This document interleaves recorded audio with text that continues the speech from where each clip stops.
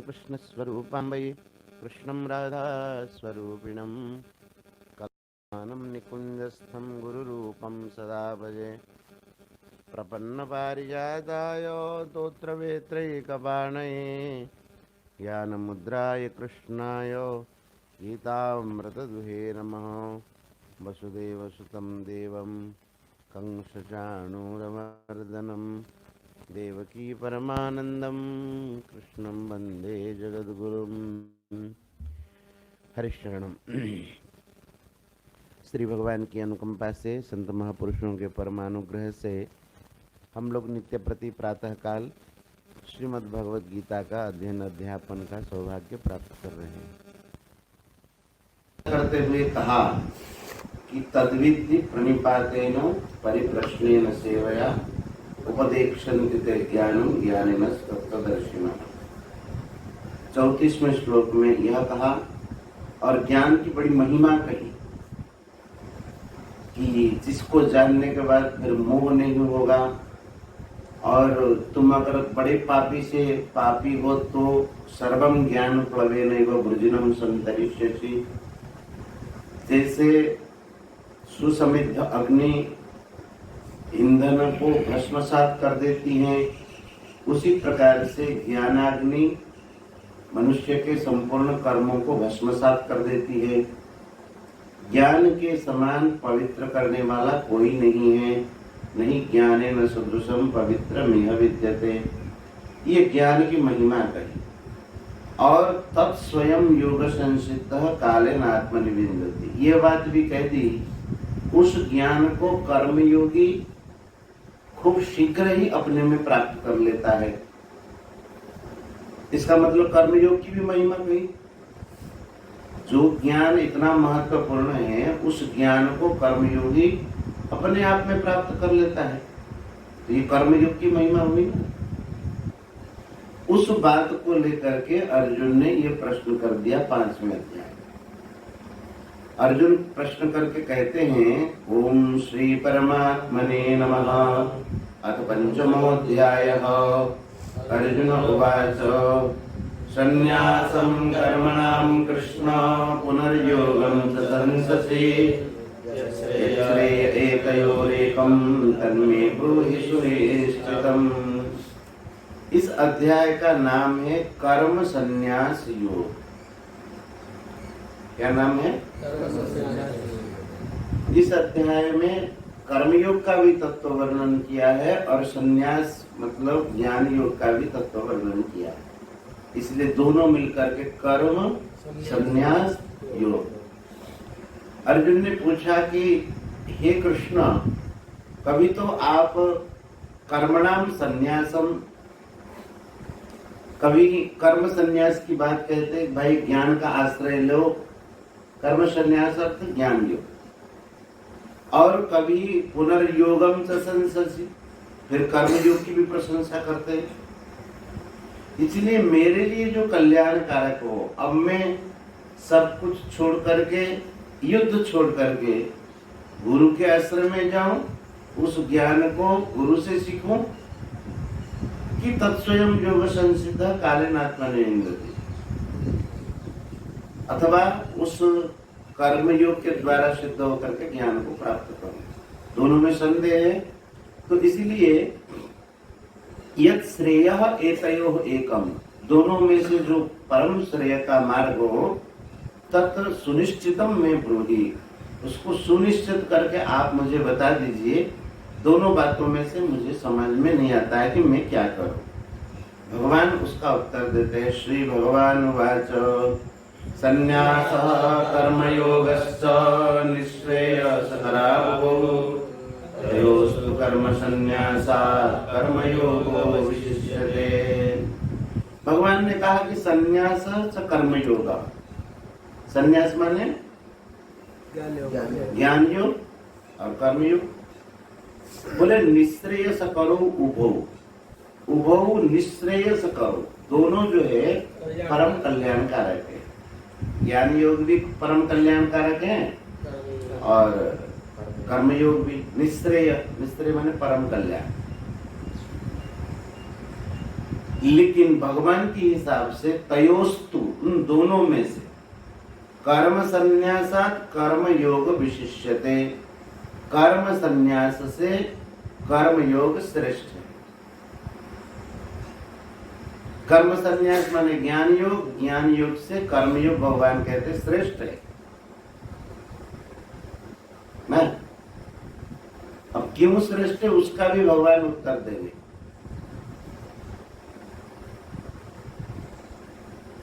अब भगवान कहते हैं ज्ञेयः स नित्य सन्यासी यो न द्वेष्टि न कांक्षति निर्द्वंद्वो हि महाबाहो सुखम बन्धात् प्रमुच्यते। इस अध्याय में 4 प्रकरण हैं, 1 से 6 श्लोक तक का एक प्रकरण, और इस प्रकरण में सांख्य योग और कर्म योग दोनों की एकता का प्रतिपादन करते हैं। दोनों बराबर है। कैसे बराबर है? फल की दृष्टि से,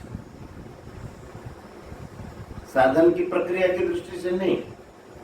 उसका जो फल होता है, जैसे कोई इधर वाले गेट से आया, कोई इधर वाले गेट से आया, लेकिन आकर के हम लोग यहीं पहुंच गए, जो भी इधर से आएगा वो भी पहुंचेगा और उधर से आएगा तो ये यहाँ पहुंचना मान लीजिए फल है, आने का रास्ता तो अलग है।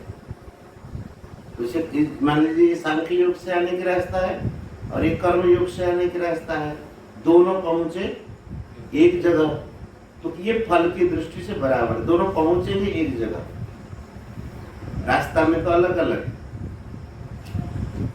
तो कर्मयोग दोनों की एकता का प्रतिपादन करते हैं और कर्मयोग की प्रशंसा करते हैं भगवान। देखो तत्स्वयं योग संसिद्ध कालेनात्मनि विन्दति, इसमें भी कर्मयोग की प्रशंसा ही है, नहीं? कैसे?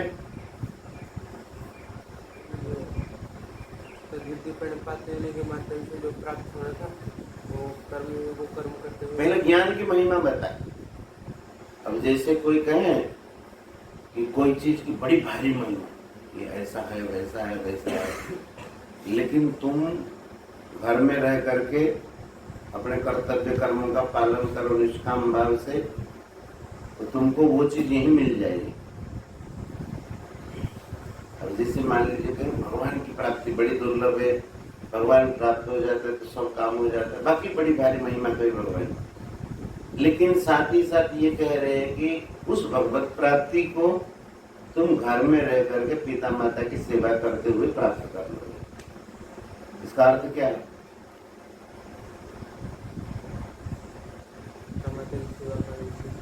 पिता माता की सेवा का इतना महत्व है, जो भगवत प्राप्ति अतिशय दुर्लभ है, उसको तुम घर में पिता माता की सेवा करते हुए कालेन विन्दति, कालेन माने अनायास पूर्वक शीघ्र ही प्राप्त कर लोगे। तो पिता माता की सेवा का महत्व वर्णन किया। तो यहाँ भी वही कहते हैं कि भगवान कहते हैं कि दोनों निश्चय से परम कल्याण कारक है, लेकिन तयोस्तु कर्म संन्यासात् कर्म योग विशिष्यते। क्यों कर्म योग क्यों श्रेष्ठ है? भगवान अब उसका बताते हैं। ज्ञेयः स नित्य सन्यासी यो न द्वेष्टि न कांक्षति निर्द्वंद्वो हि महाबाहो सुखम बन्धात् प्रमुच्यते। कर्मयोग को श्रेष्ठ क्यों कहते हैं? भगवान ने कहा कि जो देखो कर्मयोग में मुख्य क्या है? समत्व, राग द्वेष से रहित होना। और भगवान कह रहे ज्ञेयः स नित्य सन्यास, वह नित्य सन्यासी समझने योग्य है। नित्य सन्यासी वह है कौन? जिनके मन में द्वेष नहीं है और इच्छा नहीं है, और वो निर्द्वंद्व हो जाता है, द्वंद्व से रहित। द्वंद्व माने राग द्वेष, इच्छा द्वेष। बड़ा सुंदर श्लोक है ये। निर्द्वंद्वो ही महाबाहो सुखम बन्धात् प्रमुच्यते। बंधन से मुक्त हो जाता है वह आराम से। सुखम, सुखम मन सहजता से, बिना प्रयास ही। और कौन मुक्त हो जाता है बिना प्रयास? बोले जो निर्द्वंद्व होता है। निर्द्वंद्व अर्थात राग द्वेष से मुक्त होता है। और कर्मयोग का जो मुख्य तत्व है राग द्वेष से रहित होना। कर्मयोगी चलता कैसे है? भगवान ने क्या बताया था? राग द्वेष वियुक्त विषयान इंद्रियश्चरन्। जिनके भीतर राग द्वेष नहीं होता है, भगवान कहते वो नित्य सन्यासी ज्ञेय, वो नित्य सन्यासी ही है। नहीं, सुखम बंधात प्रमुच्यते, बंधन से शीघ्र ही मुक्त हो जाता है। देखो इसका अर्थ क्या हुआ कि राग द्वेष से ही मनुष्य बंधन में पड़ता है। समझ में आई कि नहीं बात? और राग द्वेष से मुक्त होते ही बंधन से मुक्त हो जाता है। तो असली बंधन क्या है? राग और द्वेष। भगवान के हिसाब से और हमारे हिसाब से भी है। असली जो बंधन होता है संसार में, वो राग से भी बंधेगा और द्वेष से भी बंधेगा। इसीलिए भगवान कहते हैं कि उसको तुम नित्य सन्यासी समझो जो कभी द्वेष नहीं करते अथवा राग नहीं करते, इच्छा नहीं करते। अब भगवान कहते हैं सांख्य योगो पृथक वाला प्रवदन्ति न पंडिता एकमप्याश्रितः सम्यक् उभयोर्विन्दते फलम्। कोई कहेगा कि नहीं सांख्य योग अलग अलग है, तो भगवान कहते हैं ये जो बालक है, बालक माने अज्ञ लोग, वे इस प्रकार की बातें करते थे। वे कहते सांख्य योगो पृथक बाला प्रवदन्ति। बाला प्रवदन्ति माने अज्ञ लोग ऐसा कहते हैं कि सांख्य योगो पृथक। सांख्य, सांख्य माने ज्ञान योग और योग माने कर्म योग। सांख्य योग, देखो ज्ञान योग कर्म योग का कई नाम है। कर्म संन्यास कहीं कह देते हैं, कहीं सांख्य कहते हैं, आदि आदि नाम है। कर्मयोग को बुद्धि योग भी कहते हैं। तो भगवान कहते हैं कि पंडिता न प्रवदन्ति, लेकिन जो जानकार लोग वे इस प्रकार से नहीं कहते, क्योंकि एकमप्यास्थितः सम्यक् उभयोर्विन्दते फलम्। एक में अगर ठीक से आरूढ़ हो जाता है, सम्यक रूप से स्थित हो जाता है, तो दोनों का जो फल है उसको प्राप्त कर लेता है। माने सांख्य योग के द्वारा जो गंतव्य तत्व है, प्राप्तव्य तत्व है, उसको भी मनुष्य प्राप्त करता है अगर कर्म योग में सिद्ध हो जाए तो। और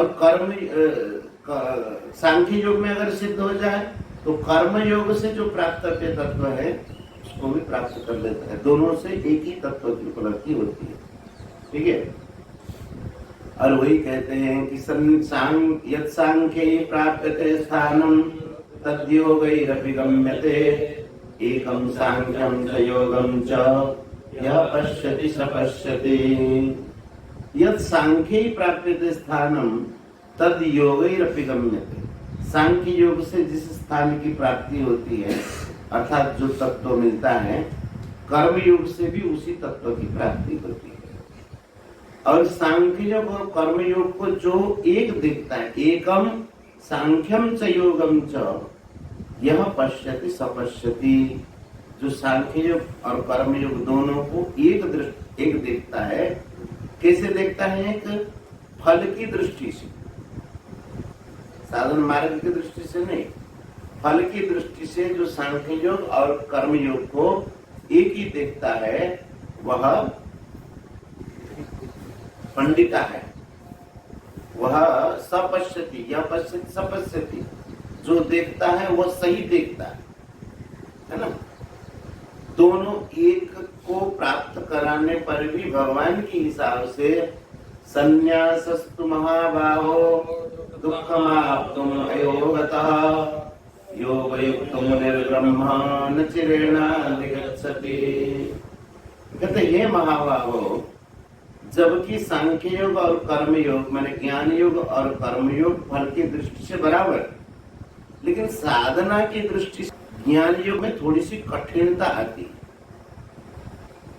देखो भागवत में जो वर्णन किया है,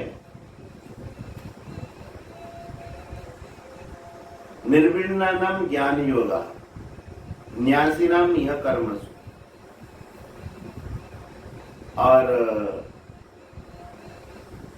कर्मयोगस्तु कामिना। ज्ञान योग किनके लिए अनुकूल होगा? बोले जो संसार से बिल्कुल वैराग्यवान है। जैसे एक उदाहरण दें, दोनों योगों में त्याग करना पड़ता है। एक आप लोगों को बताया एक था पहले, सांख्य योग में भी त्याग करना पड़ेगा, कर्म योग में भी त्याग करना पड़ेगा। फल क्या हुआ? त्याग। लेकिन मार्ग क्या हुआ? दोनों अलग अलग। त्याग करने की जो विधि है, विधान, दोनों का अलग अलग है। कैसा? सेवा कर ज्ञान योगी सोचता है कि इसका अस्तित्व इसका है नहीं, सोचता है ये ज्ञान योगी, क्योंकि निर्विण्ण है, अतिशय वैराग्यवान है, उनका कोई राग है नहीं, तो वस्तु की कोई अस्तित्व ही नहीं है। अच्छा बताइए कितने लोग ऐसा निकलेंगे? तीव्र वैराग्यवान बहुत कम, अंगुली पे गिन लो, इतना भी नहीं निकलेगा।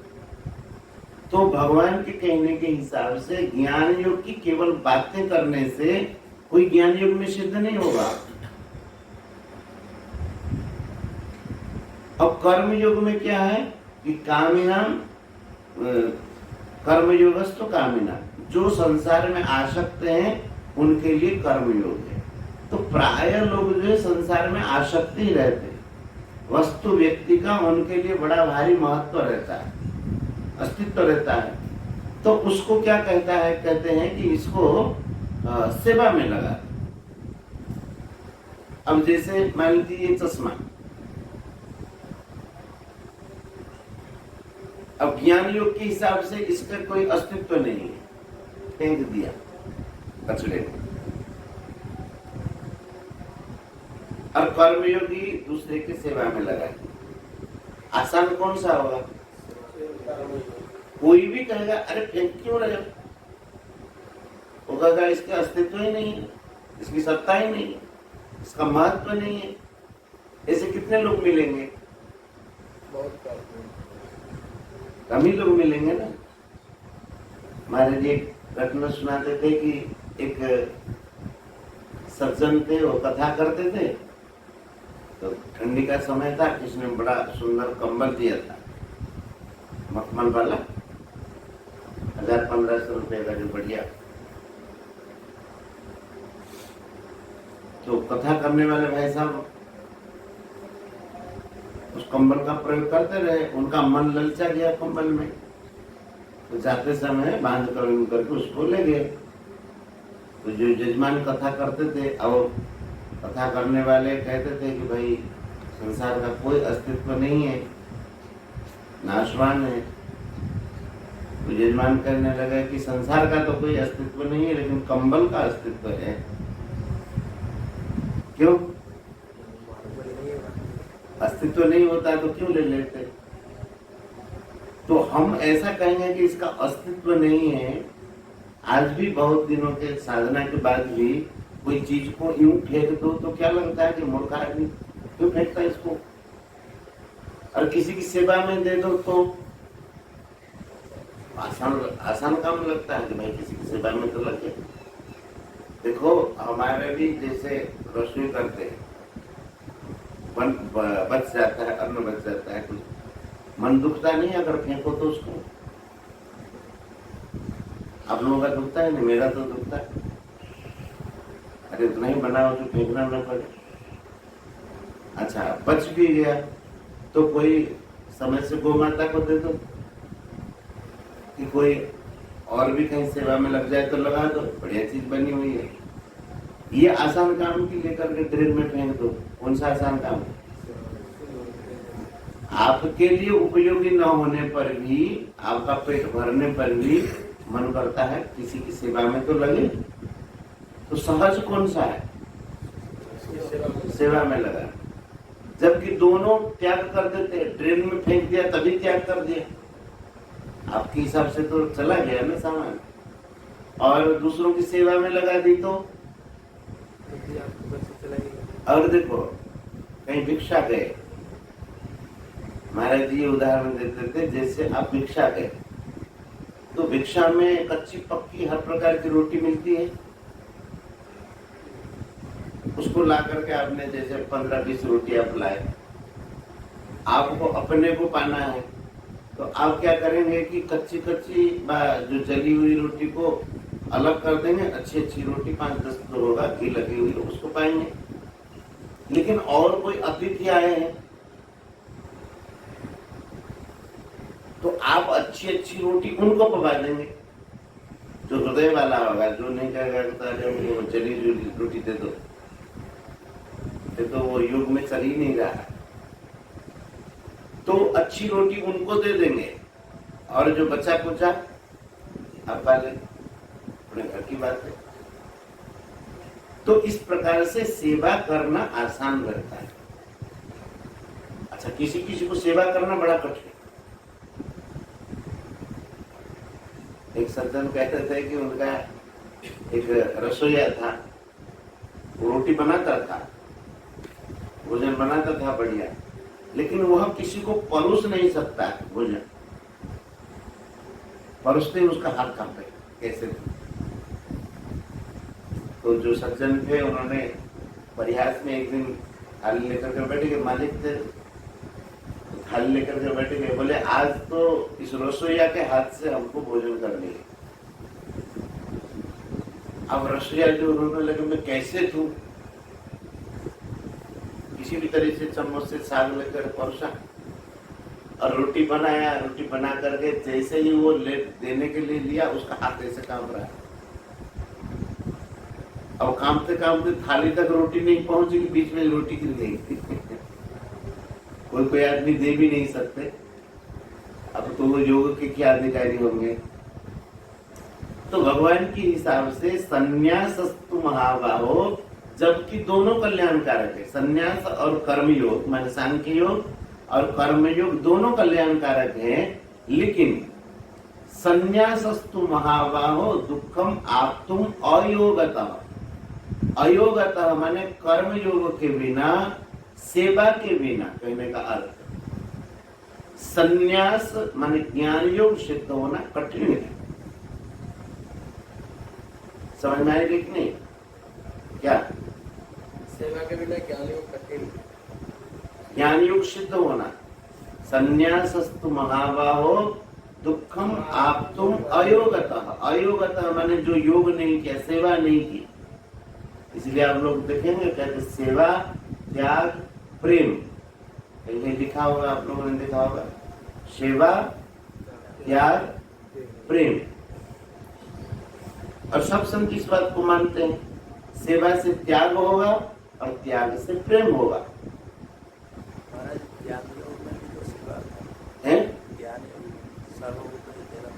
अब इसलिए भगवान ने ज्ञान योग में सेवा की बात कही, क्योंकि ज्ञान योग में उसकी जो तरीका है वह सेवा में ज्यादा रुचि नहीं रखता, उसकी तरीका वही है। अरे कुछ है ही नहीं। महाराज जी कहते थे, बोले देखो वैष्णव जो भगवान के भक्त हैं उनमें सरलता अधिक होगी, सेवा भाव अधिक होगा, क्योंकि उनको जो तरीका बताया जाता है, जिस तरीके से साधन करते हैं, उनका वो मुख्य तरीका ही वही है, साधन ही उनके लिए सेवा। तो ज्ञान योगियों के लेकिन वो तरीका नहीं है, उनके जो आने की तरीका है सिद्ध योग प्राप्त करने की, उनका प्रथम तरीका है संसार का अस्तित्व तो है ही नहीं। इसलिए भगवान ने कहा कि ते प्राप्नुवन्ति मामेव सर्वभूत हिते रहता है, जो संपूर्ण प्राणियों के हित में सेवा में लगे रहते वो मुझे ही प्राप्त होते। सर्वभूत हिते रहता है 2 बार गीता जी में आया। कहाँ पर? 12वें अध्याय में सर्वभूत हिते रहता है।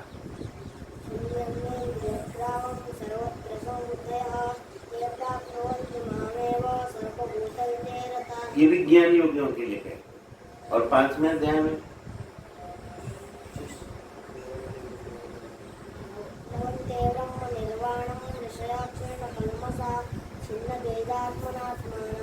छिन्न द्वेधा यथात्मान सर्वभूत हिते रहता। दोनों ज्ञान योग के प्रकरण में ही भगवान कहते सर्वभूत हिते रहता है। जो संपूर्ण प्राणियों के हित में रत होते हैं वही प्राप्त करते हैं। तो कहना चाहते भगवान ज्ञान योगी को भी संपूर्ण प्राणियों के हित में रत होना चाहिए, तभी वह प्राप्त कर पाए। ते मामेव प्राप्नुवन्ति, वो मुझे ही प्राप्त होते। कौन? जो सब प्राणियों के हित में लगे रहते हैं। यही बात तो यही कहते हैं, सब प्राणियों के हित में रति प्रीति हुए बिना ज्ञान योग से सिद्ध नहीं होगा। ये बात समझ में आई? तो यहाँ भी तो सेवा की बात कहते। ज्ञान योग ऐसा नहीं कि सेवा का कोई विरोध है, ऐसा नहीं।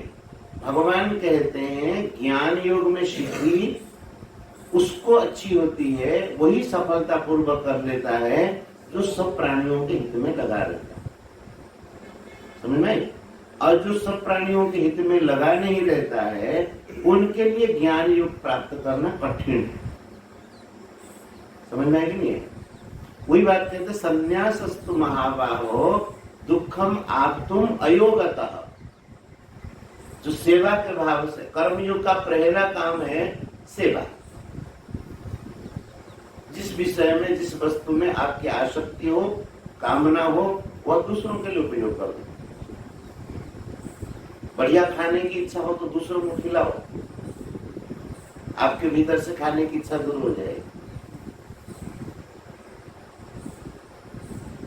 मैं नहीं खाऊंगा ऐसा कठिन है नहीं, सामने आते ही लगेगा चेप दो नहीं। बढ़िया मान लीजिए रसगुल्ला, कोई बढ़िया चीज आई है, अब उसको ज्ञान योग में विवेक से कहेगा नहीं नहीं खाना नहीं है, इसकी सत्ता ही नहीं है। लेकिन जैसे ही लाल लाल दिखाई देने लगा आंखों को तो पानी आ जाएगा मुंह में, और 1 2 3 4 5 6 10 20 चलता रहा, है कि नहीं? और जैसे मान लीजिए सेवा में लगा दिया तो दूसरों को खिला करके सुख हो रहा है, भाई खाओ खाओ, तो उसको 1 2 में काम चल जाएगा। और ज्ञान से सोचेगा तो द्रव्य आते ही उसका विवेक ज्ञान लुप्त हो जाता है कि इसका अस्तित्व नहीं है ना। तो सुगम कौन सा पड़ेगा? कर्मयोग में सेवा। और योग युक्त मुनिर ब्रह्म अचिरेणा दिगच्छति। जो योग से युक्त होते हैं अर्थात सेवा से जो युक्त होते हैं, ऐसे वह अचिरेण अति शीघ्र ही उस तत्व को प्राप्त कर लेते, ब्रह्म तत्व को प्राप्त कर लेते। एक प्रकरण यहाँ तक कर्मयोग और ज्ञान योग दोनों की प्रशंसा भगवान ने की, और दोनों की श्रेष्ठता का प्रतिपादन किया, और कर्म योग की विशेषता से प्रशंसा भगवान ने की। यही रोकते गोविंद जय जय गोपाल जय जय गोविंद जय जय गोपाल जय जय राधा रमण हरि गोविंद जय जय राधा रमण हरि गोविंद जय जय राधा रमण हरि गोविंद जय जय राधा रमण हरि गोविंद जय जय। श्री वृंदावन बिहारी लाल की जय, राधा रानी की जय, श्रीमद् भगवद गीता मैया की जय। जय जय श्री